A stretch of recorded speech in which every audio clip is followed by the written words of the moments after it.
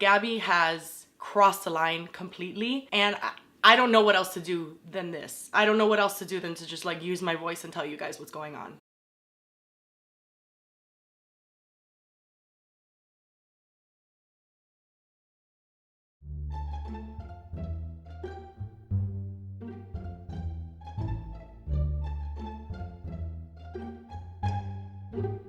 Her name is Deanna. She tweeted, I think a lot of people forget or don't know that Gabbie Hanna chose a rapist who admitted and signed a confession to the cops over her best friend who was the victim, and she didn't do it privately but publicly. That's always bothered me. So Gabbie saw Deanna's tweet and she didn't like it. She felt strongly enough that she felt she needed to message Deanna.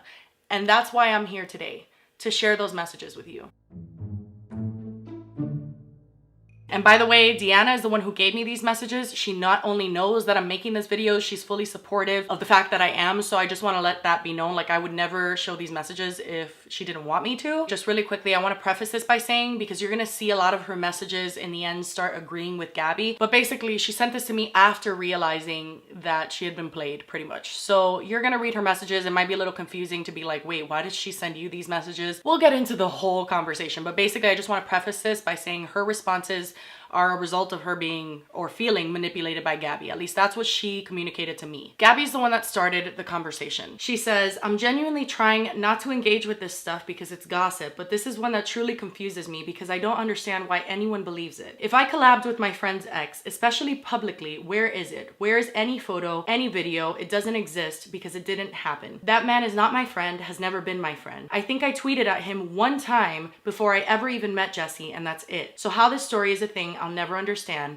but I want to. Deanna says, Gabbie, I truly appreciate you asking and I want to hear your side. My tweet was really harsh and you didn't come at me with hate or anything. As far as I and 99% of your subscribers or people on this side of the YouTube fence believe that you took his side when the allegations dropped. And if I have anything wrong or mistaken, please feel free to show me your side and correct me. The collab video was something someone in my mention said and I didn't fact check that, and I apologize for jumping the gun on that.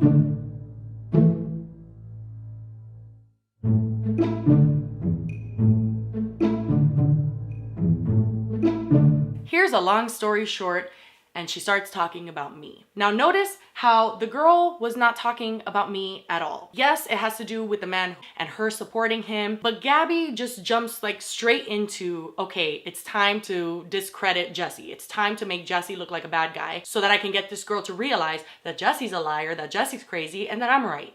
So this is where we start getting horrendous. She says, I told him verbatim when he reached out after what Jessi did to me. I got a call from an unknown number and answered it, and it was him she's talking about. He said, I heard what happened and I want to apologize for being so unkind to you in the past. And I said, thanks for the apology. But just so you know, I'd never side with you or bash Jessi publicly, regardless of what she did. But the shit she did was so nasty that Curtis heard about it. I don't even know how to express what I felt when I saw this message. This was one of the most disgusting parts of all these messages to me. Number one, you lied. He didn't call you. You hung out with Curtis's friends. Curtis was there. This is what you told me. He pulled you to the side and he told you that. He told you, I'm so sorry I was mean to you. I can't believe what Jessi did to you, trying to get on your side. That part's true, but it happened in person. And the reason why I remember it happened in person is because you told me.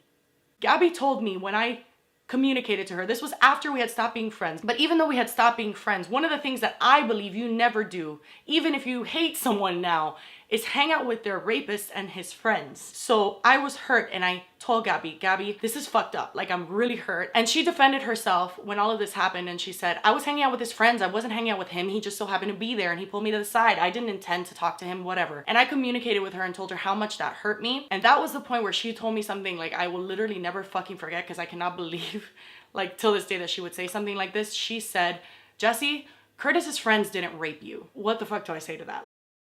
And this is a part of the messages where I decided I was gonna make a video on it, where I decided that this is so far beyond crossing a line. Like, she's already crossed lines in these messages for sure. But this was the part where I was like, no, that's it. The girl did not ask for this. This was not something that she was like, hey, so provide me with more information on what Jessi's like. But Gabbie started sending my private text messages with her. to this fan. And she says, like the girl had tried to bring me down so many times, and in the meantime, look. And she sends a message, which I'm not even gonna read, I'm gonna put it on screen, but it's so dumb because it's just me talking to her. Like, it's just me messaging her. So I guess her point of trying to show this is being like, you see, like, Jessi's mad now, and she has no right to be because we spoke months ago. And then she says, yeah, she's so friendly to me, pretends to be sorry and smiles in my face, then does shit like this when I'm in trouble. You're implying something, like when you're saying then does shit like this. What did I do? I put one cryptic tweet that I deleted hours later that I didn't even mention you or at you or anything.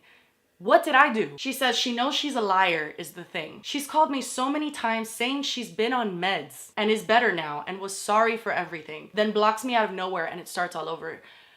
This is the most disgusting shit. Like, I swear to you, I cannot believe that she said this. Number one, I have never called Gabbie Hanna and said, hi, I'm on medication. I'm so sorry for everything. I realized I was wrong. You know, you're always talking about mental health and therapy and, you know, how you've gone through your journey with that. Like, it's so weird to me that you would bring up someone else's medication that they talk to you about in private, which, no, I'm not ashamed of it. I've mentioned online like 5 years ago that I was on antidepressants. I don't talk about it anymore. Not because I'm ashamed or whatever. I just don't talk about it. So for you to feel like that's okay to share with someone is so fucked, it's so nasty, and it's so low. You're in a fan's fucking messages and you're telling them my private shit.